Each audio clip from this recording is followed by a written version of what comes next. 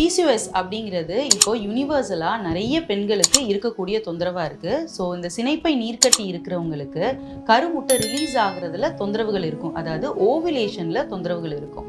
So இவங்க என்ன tips எல்லாம் ஃபாலோ பண்ணால் இந்த ஓவிலேட்டரி ஸ்ட்ரெஸ்ஸை குறைக்கலாம் அப்படின்னு பார்க்க போகிறோம். முதலாவதாக பார்த்தோம்னா கற்றாழை இருக்கு இல்லையா, அதில் உள்ளே இருக்கிற நுங்கு மாதிரி இருக்கிற சதையை நல்லா 7 தடவை பிசுபிசுப்பு இல்லாமல் கழுவிட்டு அதோட பனங்கள் கண்டு தேங்காய் பால் ஏலக்காய் கலந்து ஜூஸ் மாதிரி மிக்சியில் அடித்து குடிச்சிட்டு வரையில ஓவுலேஷன் ஸ்ட்ரெஸ் இருக்கு இல்லையா, அது குறைஞ்சு ஹெல்தியான ஓவுலேஷன் கருமுட்டை ரிலீஸ் ஆகுறது உண்டாகுது.